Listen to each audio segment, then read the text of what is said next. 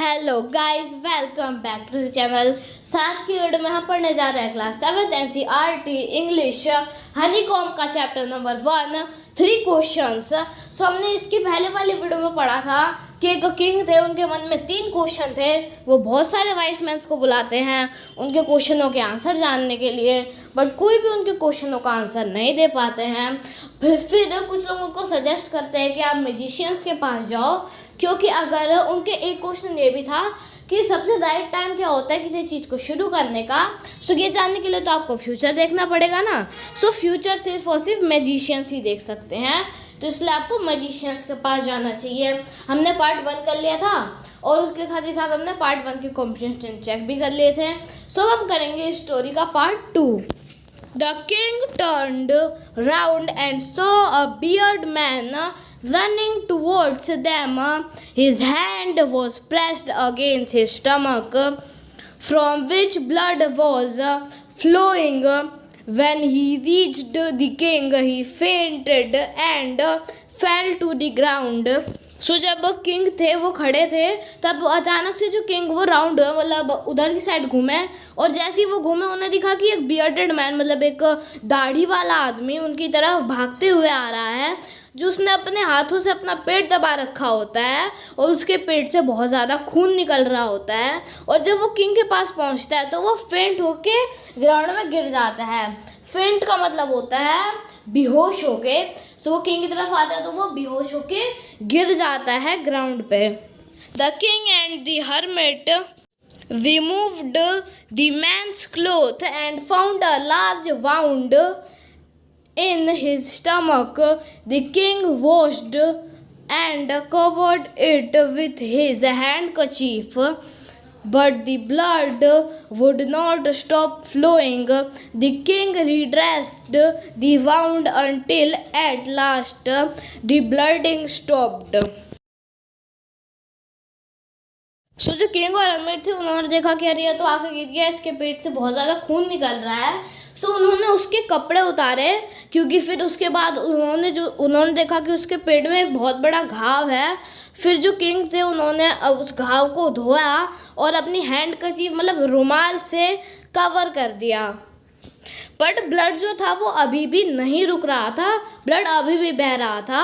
सो जो किंग थे उन्होंने फिर से ड्रेस कर दिया उस वाउंड को, और वो किंग उस वाउंड को तब तक ड्रेस करते रहे जब तक खून ब्लड बंद नहीं हो गया आना।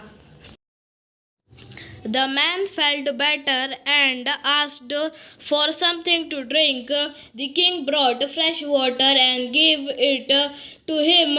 By this time the sun had set and the air was cool. The king, with the hermit's help, carried the wounded man into the hut and laid him on the bed. The man closed his eyes and lay quiet. The king, tired by his walk and the work he had done, lay down on the floor and slept through the night. When he awoke, it was several minutes before he could remember. So वो जो man था जिसकी dressing king ने की थी अपने handkerchief वगैरह से, उसके ब्लड को, उसके वाउंड को कवर कर दिया था। फिर वो जो था वो वाटर मांगते हैं पीने के लिए, फिर वाटर उनको दे देते हैं किंग। फिर जो किंग होते हैं वो हर्मिट की हेल्प से उनको हर्मिट की हट में लेके जाते हैं और हट में ले जाके उन्हें बेड पे सुला देते हैं। सनसेट हो चुका था और जो एयर थी वो बहुत ठंडी चल रही थी। सो जो बियर्डेड मैन था जिसे चोट लग रखी थी वो सो जाते हैं चुपचाप। फिर उसके बाद जो किंग होते हैं वो भी बहुत ज़्यादा थक चुके होते हैं, क्योंकि किंग ने भी आज बहुत काम किया था, हर्मिट की हेल्प की थी, वो हर्मिट की हट तक आए थे अपने किंगडम से। सो इन सब चीज़ों की वजह से जो किंग थे वो थक चुके थे। सो किंग भी जाके सो जाते हैं। वेयर ही वॉज और who the strange beard man laying on the bed was. Forgive me, said the bearded man in a weak voice when he saw that the king was awake. I do not know you and have nothing to forgive you for, said the king.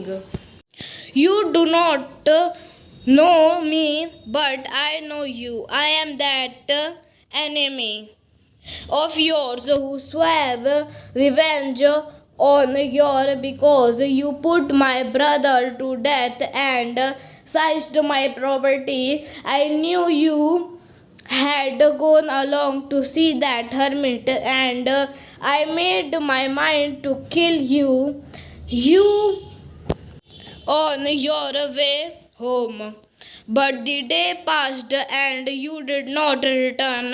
So I left my hiding place and I came upon your bodyguards who recognized me and wounded me.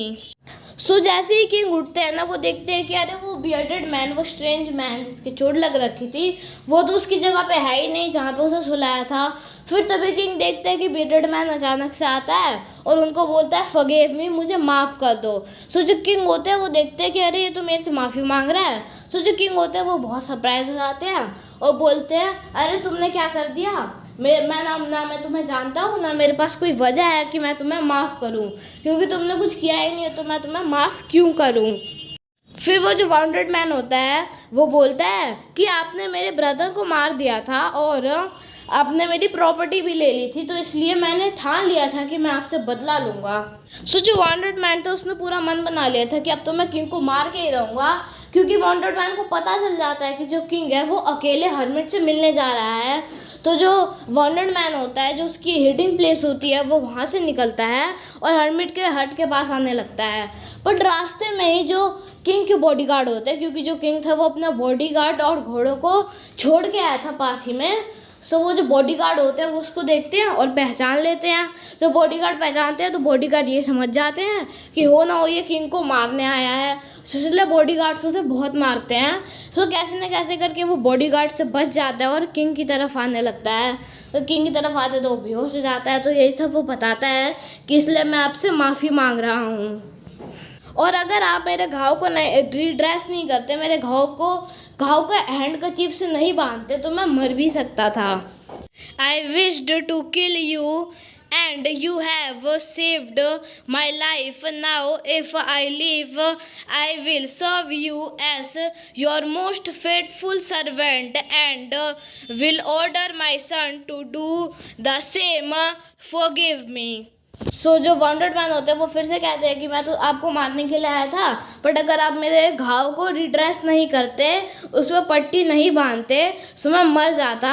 सो इसलिए जब तक मैं जीऊँगा तब तक मैं आपका सबसे ज़्यादा अच्छा सर्वेंट, सबसे ज़्यादा अच्छा नौकर बन के रहूँगा, और मैं अपने सन को भी, अपने बेटे को भी यही बोलूँगा कि वो हमेशा आपकी सेवा करे। The king was very happy to have made peace with his enemy so easily and to have won him over as a friend. He not only forgave him but said he would send his servant and his own doctor to look after him, and he promised to give back the man his property. सो जो king थे वो बहुत ज़्यादा खुश हो गए थे, क्योंकि उन्होंने अपने एक दुश्मन के साथ दोस्ती कर ली थी और वो अपनी फ्रेंडशिप के दम पे जीत चुके थे, और फिर उन्होंने उससे माफ़ी नहीं किया। उसके साथ ही साथ उन्होंने अपने खुद के सर्वेंट, अपने खुद के नौकर उनको देखने के लिए, मतलब उनकी देखभाल करने के लिए भेजा, और अपने खुद के डॉक्टर भी उनकी देखभाल करने के लिए भेजा, और उनको प्रॉमिस किया कि मैं आपकी प्रॉपर्टी आपको वापस लौटा दूँगा। Leaving the wounded man, the king went out of the hut and looked round for the hermit. Before going away, he wished once more to get answer to his questions. The hermit was on his knees sowing seeds in the bed that he had been dug the day before. The king went up to the hermit and तो जब king ने bounded man को माफ़ कर दिया, फिर उसके बाद किंग ने सोचा चलो अब मैं चलता हूँ। फिर उसके बाद उन्होंने सोचा कि जाने से पहले एक बार और हर्मिट से पूछ लेते हैं कि क्या वो मेरे क्वेश्चनों के आंसर देंगे। तो जब वो हट के बाहर जाते हैं तो वो हर्मिट को ढूंढने लगते हैं। फिर वो हर्मिट को देखते हैं, वो अपने घुटनों पे बैठे होते हैं और सीड्स को सो कर रहे होते हैं बेड के अंदर, और ये वही बेड थी जिन्हें किंग ने कल खोदा था। Sad For the last time, I beg you to answer my question, wise man. सो जो किंग थे वो हर्मिट के पास गए और किंग ने बोला कि मैं आपसे आखिरी बार पूछता हूँ वाइस मैन, आप मेरे क्वेश्चनों का आंसर दे दीजिए। You have already been the answer, said the hermit, still binding down to the ground and looking up at the king as he stood before him. How have I been? Answer. What do you mean? सो जो king जब पूछते हैं ना कि hermit से कि आप मेरे क्वेश्चनों का आंसर दे दो, फिर जो हर्मिट होते हैं वो कहते हैं कि आपको तो आपके क्वेश्चनों का आंसर पहले से ही मिल चुका है। जो किंग होते हैं वो बहुत ज़्यादा सरप्राइज हो जाते हैं और पूछते हैं मुझे मेरे क्वेश्चनों का आंसर कैसे मिला और आपका मतलब क्या है। Do you not see, replied the hermit, if you had not pitied my weakness yesterday and had away. क्या तुमने नहीं देखा कि अगर तुम उस दिन मेरी वीकनेस को ध्यान नहीं रखते, मेरी हेल्प नहीं करते और अगर तुम चले जाते तो then that man would have attacked you and you would have wished you had stayed with me. So the most important time was when you were digging the beds. फिर जो हर्मिट होते हैं वो कहते हैं कि अगर तुम मेरे साथ नहीं रुके होते तो वो जो मैन था वो तुम पे अटैक कर देता, पर तुम मेरे साथ रुके थे इसलिए वो मैन तुम पे अटैक नहीं कर पाया। तो इसीलिए सबसे ज़्यादा इम्पोर्टेंट टाइम वो था जब तुम बेड से डिग कर रहे थे, मतलब जब तुम हर्मिट की हेल्प कर रहे थे, बेड से डिग कर रहे थे, वो था सबसे ज़्यादा इम्पोर्टेंट टाइम। तो किंग को उसके एक क्वेश्चन का आंसर मिल गया। And I was the most important man and to do me good was your most important business. और सबसे ज़्यादा इम्पोर्टेंट मैन, सबसे ज़्यादा इम्पोर्टेंट आदमी जिसकी किंग को सुननी चाहिए वो थे हर्मिट, क्योंकि किंग ने हर्मिट की वीकनेस देखी, हर्मिट की बातें सुनी, तभी तो वो उस मैन से बचे। और किंग का सबसे ज़्यादा इम्पोर्टेंट बिजनेस था उनके साथ गुड होना, मतलब उनकी भलाई करना। Afterwards, when the men ran to us, the most important time was when you were caring for him, because if you had not dressed his wound, he would have died without having made peace with you. सो उसके बाद एक और आपको बहुत ज़्यादा important time था जब आपने वो जो वाउंडेड मैन थे वो जब हमारी तरफ आया, सो आपने उसके वाउंड को ड्रेस किया, मतलब उसको पट्टी बांधी। और अगर आप ऐसा नहीं करते तो वो मर जाता, मतलब बिना वो आपके साथ पीस करे, बिना आपको फ्रेंड बने, आपका एनिमी होके ही मर जाता। So he was the most important man and what you did for him was your most important business. So वो जो मैन था, यहाँ पे जो मैन था, जो बियर्डेड मैन था, वो सबसे ज़्यादा इम्पोर्टेंट मैन था और आपका सबसे ज़्यादा इम्पोर्टेंट बिजनेस ये था कि आपने उसकी हेल्प की, उसकी जान बचाई। Remember then, there is only one time that is important and that time is now. It is the most important time because it is the only time we have any power to act. और सबसे ज़्यादा important time वो time होता है ना जो time में आप अभी हो, क्योंकि अभी इस टाइम पे आपके पास पावर है एक्ट करने की, आप इस टाइम पे कुछ भी कर सकते हो। The most necessary person is the person you are with at a particular moment, for no one knows what will happen in the future and whether we will meet anyone else. The most important business is to do that person good, because we were sent into this world for that purpose along. और सबसे ज़्यादा necessary person वो person है जिसके साथ आप उस time पे हो, क्योंकि किसी ने फ्यूचर नहीं देखा है, हो सकता है कि आप किसी और बहुत नेसेसरी पर्सन से मिल जाओ। और हमें इस धरती पे भेजा गया है दूसरों की हेल्प करने के लिए, सो इसलिए आपका सबसे इम्पोर्टेंट बिजनेस है दूसरों की हेल्प करना, दूसरों के प्रति अच्छा होना। सो आई होप कि आपको ये चैप्टर समझ आ गया होगा। Thank you for watching.